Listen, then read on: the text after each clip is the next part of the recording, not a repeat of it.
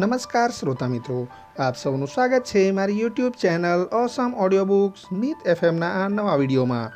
આજે હું આપના માટે લઈને આવ્યો છું એક અદ્ભુત પ્રસંગ, એક ધાર્મિક મહાઉત્સવની ઓડિયો બુક જેનું નામ છે રામનવમી। શ્રોતા મિત્રો, આપ સૌને રામનવમીના પવિત્ર પર્વની ખૂબ ખૂબ શુભકામનાઓ સાથે પ્રસ્તુત છે ઓડિયો બુક રામનવમી।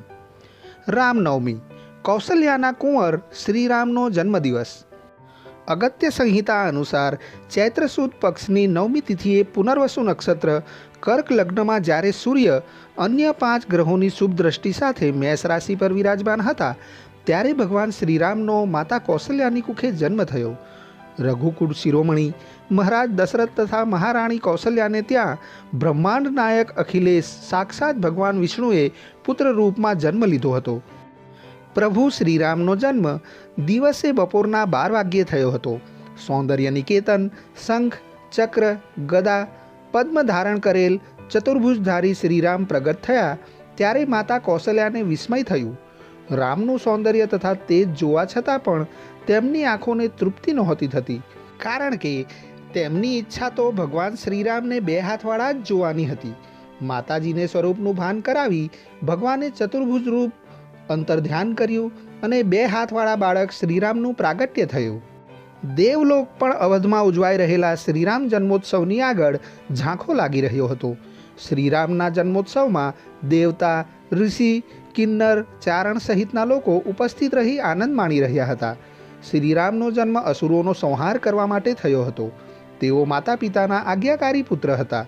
અયોધ્યાના રાજકુમાર હોવા છતાં તેમણે માત્ર પોતાના પિતાના વચનને પૂરું કરવા માટે રાજ્યનો ત્યાગ કરીને 14 વર્ષ સુધી પત્ની સીતા અને ભાઈ લક્ષ્મણ સાથે વનવાસ ભોગવ્યો હતો। શ્રીરામ ઉત્તમ પુત્ર, ભાઈ, પતિ, પિતા, મિત્ર અને રાજા હતા। રાક્ષસ રાજ રાવણનો વધ કરીને તેમણે સમગ્ર સંસારને ભયમુક્ત કર્યો હતો। રામનવમીનું મહત્વ। રામનવમીનો તહેવાર ઘણો મહત્વપૂર્ણ છે। આ પર્વની સાથે જ માતા દુર્ગાની નવરાત્રિનું સમાપન જોડાયેલું છે। ભગવાન શ્રીરામે પણ માતા દુર્ગાની પૂજા આરાધના કરી હતી અને તેમના દ્વારા કરવામાં આવેલી શક્તિ પૂજાએ જ તેમને યુદ્ધમાં વિજય અપાવ્યો હતો। એવું કહેવાય છે કે રામનવમીના દિવસે ગોસ્વામી તુલસીદાસજીએ રામચરિતમાનસની રચનાનો આરંભ કર્યો હતો। શ્રી રામનવમી વ્રત।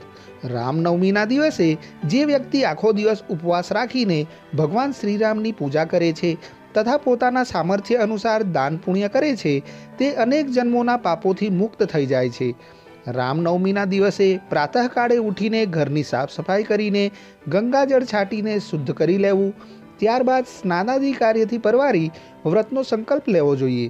ત્યારબાદ લાકડાના એક ચોરસ ટુકડા પર સાથીઓ બનાવીને ગંગાજળથી ભરેલો લોટો રાખવો અને તેમાં ચાંદીની વીંટી કે કોઈ વસ્તુ સામગ્રીઓનો ઉપયોગ કરીને શ્રીરામનું પૂજન કર્યા પછી આરતી કરવી।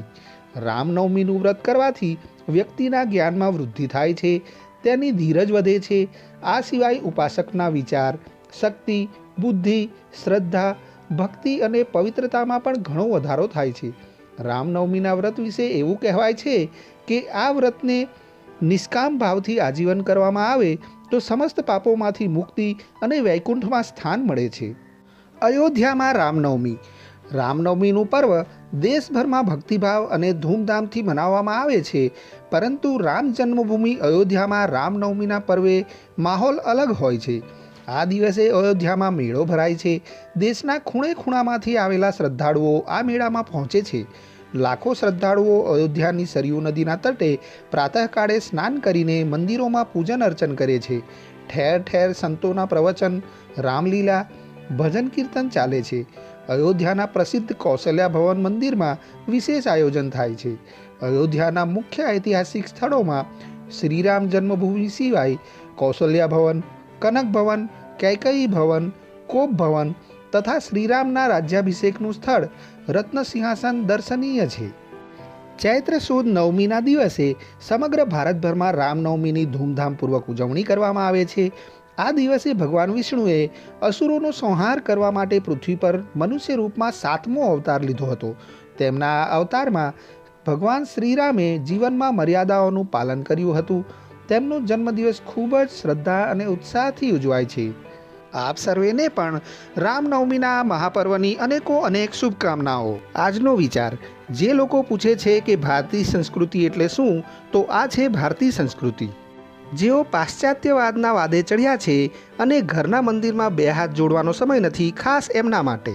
શ્રોતા મિત્રો, આ સાથે જ અહીંયા હું મારી આ ઓડિયો બુક રામનવમી પૂર્ણ કરું છું। તમને આ ઓડિયો બુક કેવી લાગી તે કોમેન્ટ સ્વરૂપે જરૂરથી જણાવશો।